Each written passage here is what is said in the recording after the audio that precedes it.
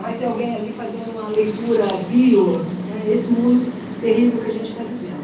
Bom, e aí nós também, a América Latina tem uma criminologia maravilhosa, uma história criminológica, de produção criminológica, que vai desde o positivismo até a figura de Roberto Lira, que foi professor dessa casa e era um professor de criminologia, um professor de direito penal, com um interesse enorme pela questão brasileira, né? Então, esta criminologia, no pensamento crítico marxista dos anos 70, tem uma contribuição enorme e nós conhecemos pouco os autores, né? Eu queria falar, para a gente pensar nessa ideia de realismo marginal, de que nós temos que produzir uma criminologia na nossa margem, que é marginal nesse sentido, e na verdade o Zaffaroni usa essa expressão aqui, que ele está brincando com o realismo criminológico de direita e de esquerda, que surgiu ali em volta dos anos 70 e 80 do século XX.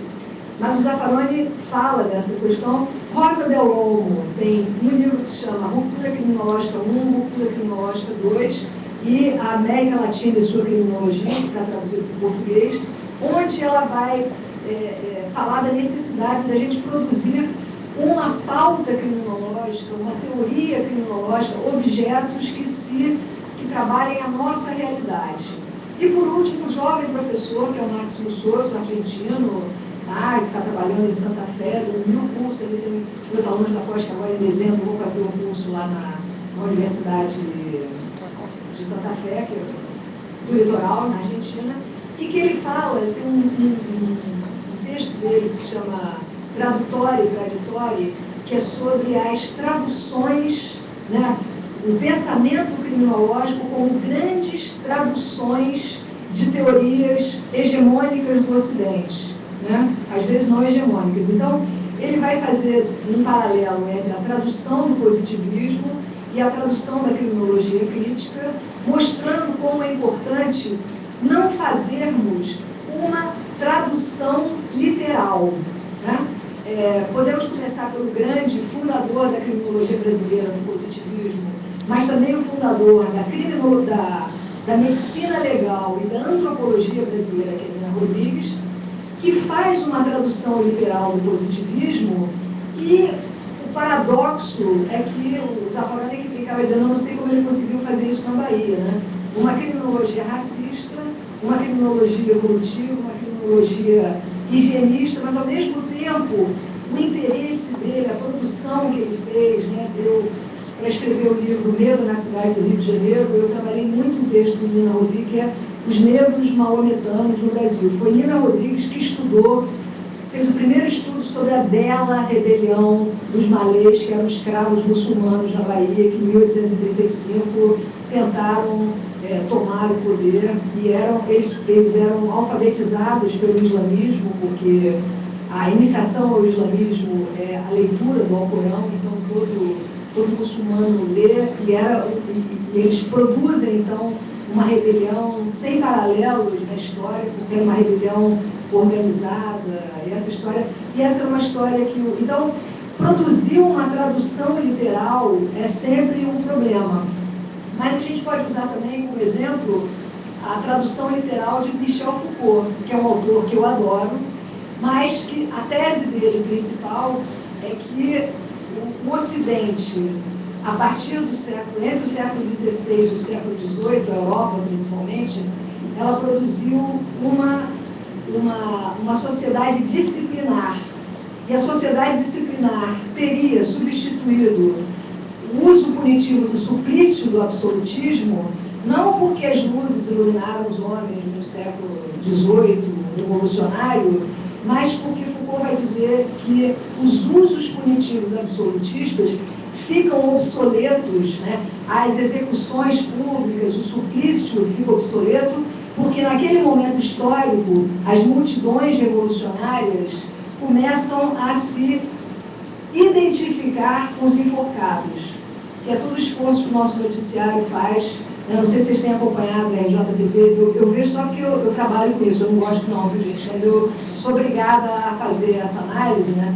Como é que as reportagens, né, sobre, por exemplo, as cenas do arrastão, elas conduzem, né, a que a gente nunca se identifique com a família do menino, e que a truculência, a jagunçada, a miliçada dos playboys da Zona Sul seja lida como uma vingança natural. E que a autoridade diga, eu tentei travar os ônibus, não deu, agora está acontecendo isso.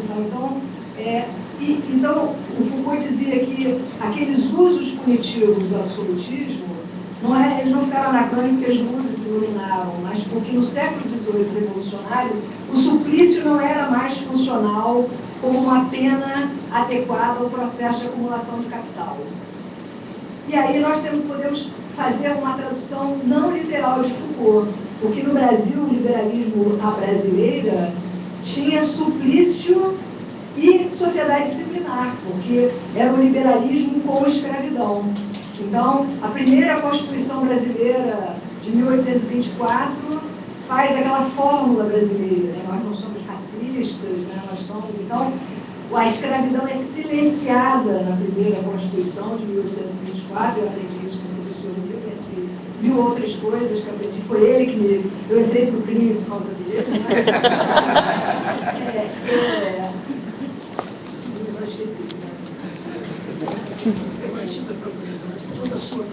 A propriedade é mantida em toda a sua plenitude. Então, olhem que fórmula perfeita. O escravo era a propriedade, então o escravo é mantido na Constituição sem que se fale de escravidão, porque outros países da América Latina tinham os códigos negros, onde a escravidão aparecia, né, claramente. Então, o jeitinho brasileiro e, né, na formatação jurídica como um todo, o escravo só era sujeito perante o direito penal. Perante o ordenamento jurídico como um todo, ele era sempre objeto e objetificado. O sequestro de um escravo era um furto. Então, nós temos que produzir, né, não reproduzir, traduzir Foucault, encaixar a realidade brasileira. Então, esse é o grande toque do texto do Máximo Souza, que está no livro dele agora, que se chama Viagens Culturais, onde ele, nesse texto tradutório e traditório, ele nos conclama a fazermos traduções não literais da nossa margem, né? A margem é mais uma expressão do Zaffaroni, mas eu acho que o livro da Rosa Del Olmo, América Latina e sua criminologia, o livro do Zaffaroni, Criminologia, Aproximações desde o Margem, e o livro do Sosso são contribuições metodológicas, né, que já estamos falando da importância das pesquisas empíricas. E agora, eu não sabia que a gente ia ser honrado pela presença da professora Maria Adélia, mas eu tinha dito que esta criminologia que nós temos que produzir, né, a partir dessa realidade marginal, né, da nossa visão, seria o que eu chamaria de uma criminologia do lugar, trabalhando aí o conceito de lugar na perspectiva de Milton Santos e Maria Adélia Aparecida dos Santos. Maria Adélia Aparecida de Souza, já casei com Milton Santos.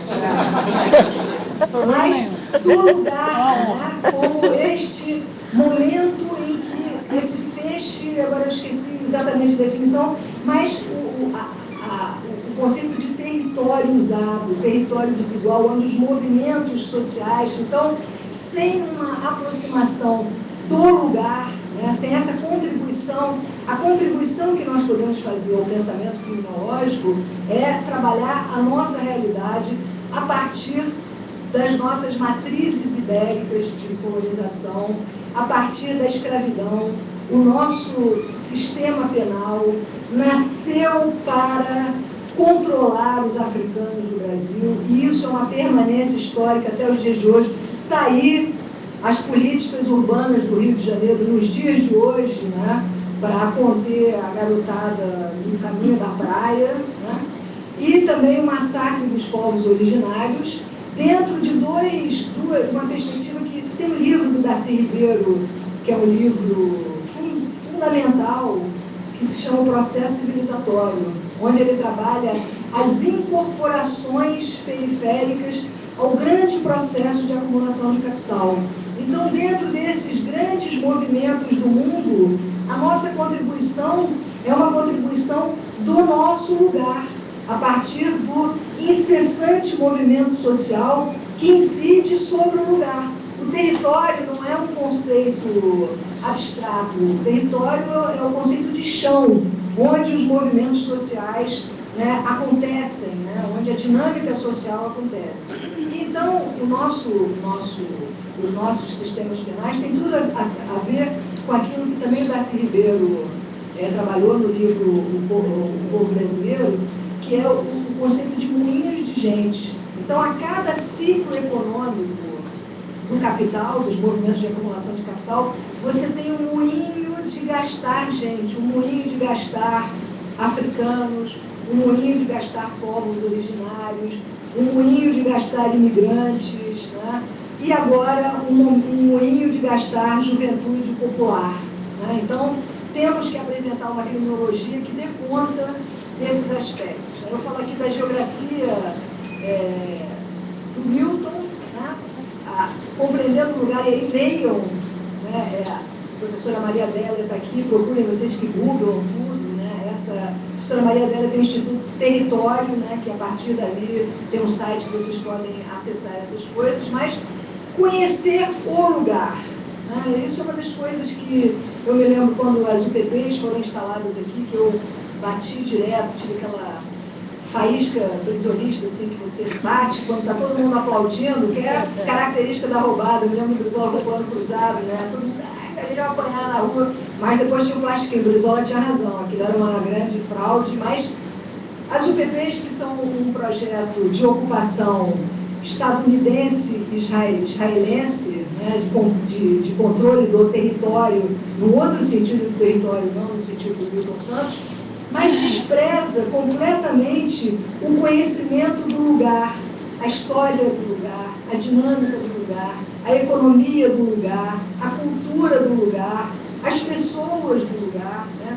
Então, sem esse conhecimento, como é que você pode produzir, inclusive, políticas criminais ou políticas de segurança pública que possam ter algum efeito que não seja um efeito de maior raiva e maior bronca? Então, as pesquisas empíricas devem ser construídas nesse sentido, né?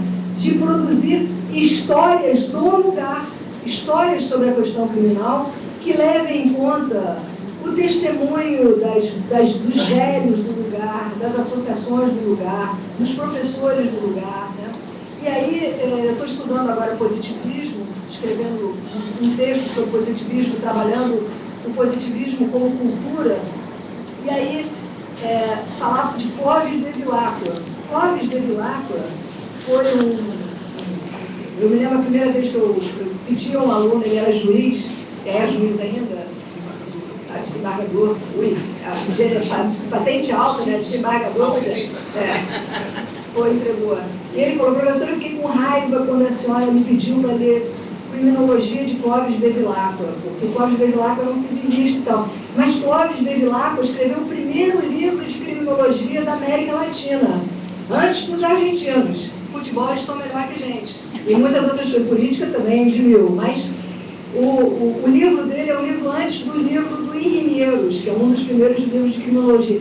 E quando você vai ler Clóvis Bevilacqua, embora seja uma criminologia positivista, o que é fascinante no livro dele é os estudos que ele fez sobre a questão criminal no Nordeste. Ele era cearense.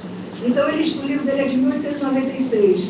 Ele estuda, por exemplo, incidências criminais em tempos de seca, estudando o conceito de honra do povo nordestino. Ele faz um pequeno estudo sobre usos penais indígenas, que tem pouca bibliografia sobre isso no Brasil.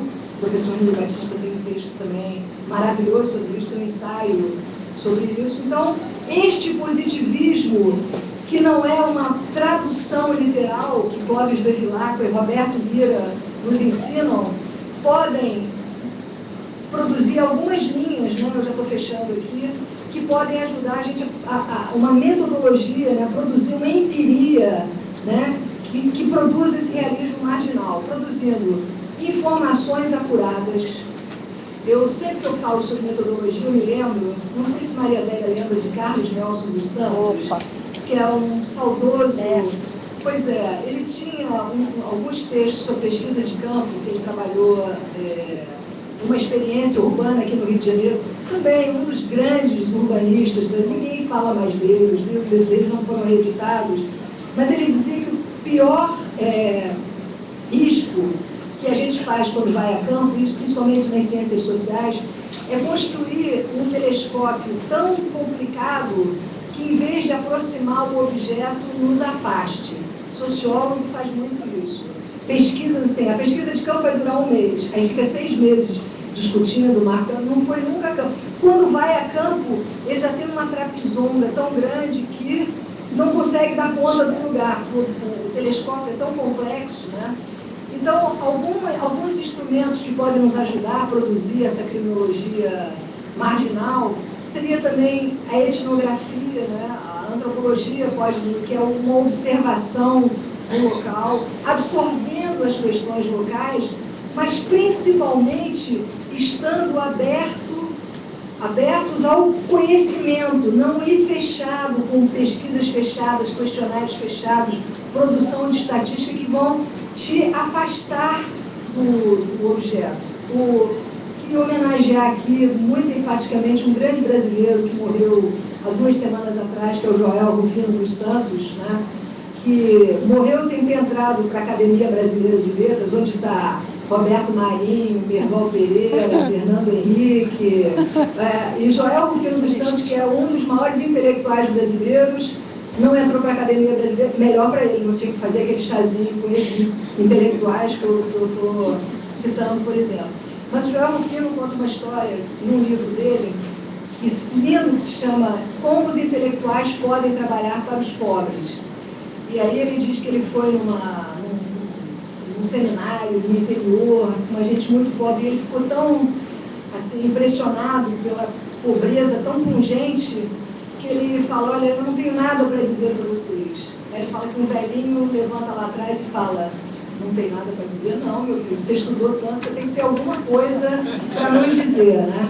Então eu queria fechar um pouco, né? Quer dizer, nós temos que produzir alguma coisa para o povo brasileiro, principalmente uma criminologia que parta de um conhecimento acurado do lugar, né? E uma criminologia que seja produzida numa universidade pública não é uma criminologia para ajudar o processo de acumulação de capital, é uma criminologia que seja a favor do povo brasileiro e não uma criminologia contra o povo brasileiro, que é a criminologia que está alimentando essas políticas criminais aí apartadoras, seletivas, genocidas, né, na última instância. Então, por exemplo, às vezes eu pergunto na graduação, você conhece uma prisão? Né? Porque o desconhecimento da realidade em si produz... Como é que você pode discutir a redução da maioridade penal, né? Você traçar um destino prisional para a juventude brasileira maior do que ela já está encarcerada, sem conhecer a realidade da prisão? Né? Como é que você pode produzir isso? Então, esse desconhecimento é que produz aquilo que a gente chama de populismo. Populismo não somos nós, não. Populismo é essa criminologia do senso comum, do dia a dia, que trabalha com noções abstratas e universais sem tomar nenhum contato com a realidade brasileira. Então, conhecer a realidade brasileira, não objetificar o povo brasileiro, não trabalhar a criminologia estudando a família, os antecedentes, não reproduzindo essa... Hoje tinha um artigo no Globo da filósofa Viviane Mosé, que era assim um pupurri de positivismos anacrônicos, assim, é impressionante. Então, vai falar sobre a questão criminal, estuda um bocadinho, produz um conhecimento, tem uma produção grande no Brasil. Então, desconfiar sempre do que está dado como verdade, né? Não naturalizar, né? E principalmente usar a metodologia, a empiria é uma aventura, se jogar na aventura, não precisa ir com muito instrumento igual o antropólogo colonizador, né? Que chega nos continentes colonizados, com luneta, bermudinha. De vez em quando você encontra ainda um antropólogo brasileiro com esse modelito, assim, com essa roupita, assim, né? não trabalhar, se aventurar, né? A gente aprende na realidade, nossas teorias vão por terra, e ter essa abertura e usar a imaginação criminológica, né? Tem a imaginação sociológica, mas imaginar, produzir novas formas de pesquisar, produzindo, então, essa criminologia. Eu acho que é a nossa obrigação, principalmente professores e alunos de uma universidade pública, e com isso eu quero homenagear o Nilo, né? Porque, olha, a história do Nilo, o direito penal do Nilo, é uma história, um direito penal sempre a favor do povo brasileiro. E nisso, isso nos exige um esforço maior, uma produção maior, um contato maior com a realidade dada, e só assim que a gente vai poder servir com amor ao povo brasileiro, né? que é o que uma universidade pública, o que nós temos obrigação de fazer. Então, era isso que eu queria falar para vocês rapidamente sobre a importância, que foi o tema que eu recebi, da pesquisa empírica na produção da criminologia, na produção dessa criminologia a favor do povo brasileiro, não aquela legitimante da casa de correção, na escravidão, de todo o modelo e do sistema prisional que se constituiu no Brasil sempre contra o povo brasileiro. Então é isso que eu queria dizer.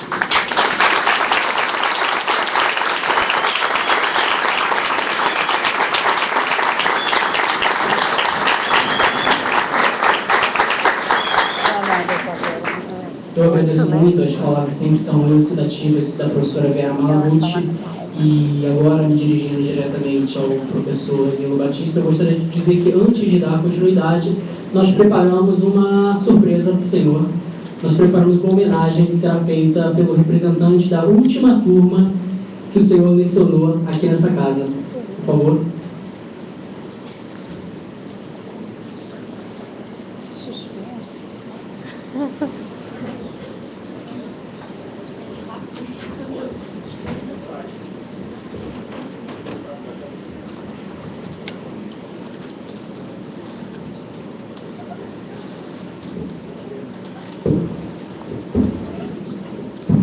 Olá, boa noite a todos, professora Vera, mesa, alunos e tudo.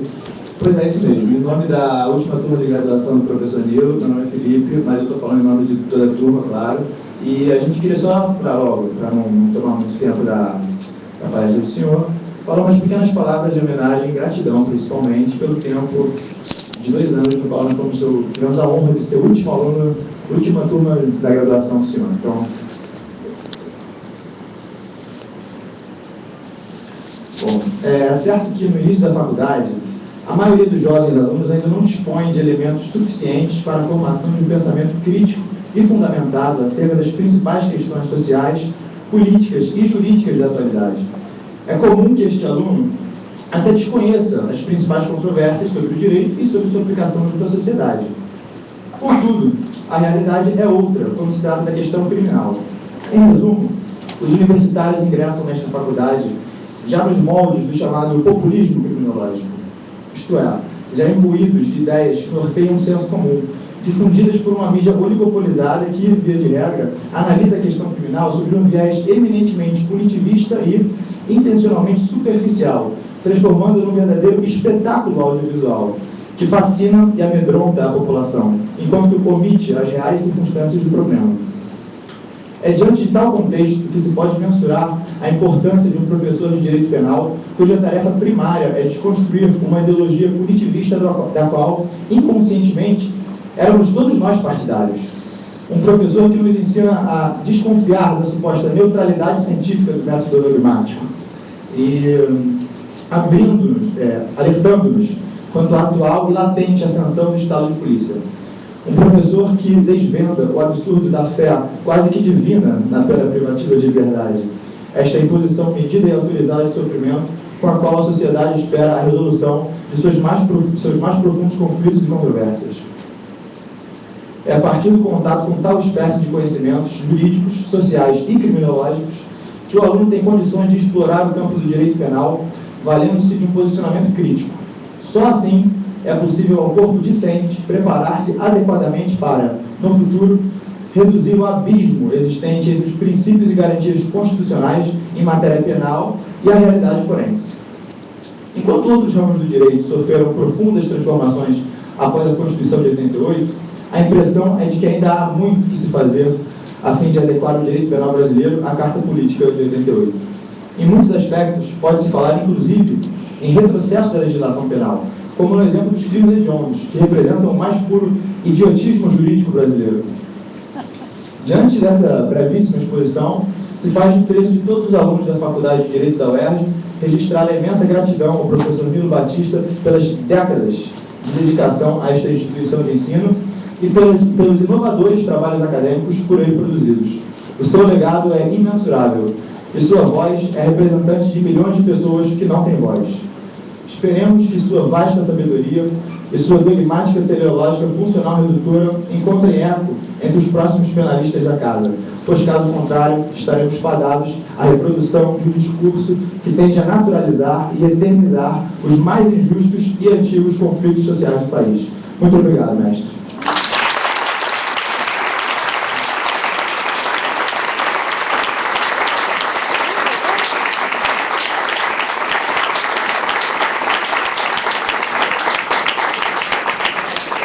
Professor Milo Batista, a palavra é do senhor. Agradecer a ele. Era o que eu precisava.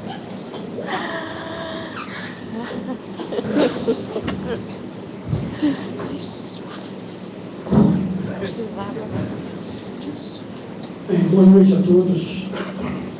Eu estou realmente assim, muito sensibilizado. Agora as palavras aqui já estão aqui nas palavras do Rafael.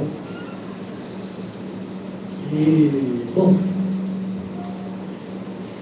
quero agradecer muito ao CALP essa. Eu, na verdade, eu não sabia que ia ter uma revista com meu nome na capa, uma homenagem, uma revista homenagem. Eu fui chamado para fazer, enfim, a introdução da revista. E, claro, e fiquei encantado com os trabalhos que eu pude ler. Fiz umas pequenas observações sobre eles, prefáciozinho, assim, uma apresentação da revista, mas realmente encantado pela qualidade, pela densidade, e como eu disse recentemente no prefácio que eu fiz para uma monografia, um trabalho monográfico de uma aluna que hoje é defensora pública, e foi a monografia dela, uma densidade que não é muito comum na Lira dos 20 anos, né? Normalmente, a Lira dos 20 anos, ela é até apaixonada, mas em densidade, né? E não obstante, me surpreende ali. Tanto que eu digo o seguinte: Rafael Mendonça, na pessoa de quem eu saúdo todas as companheiras e companheiros do Conselho de Redação, do Contexto Jurídico,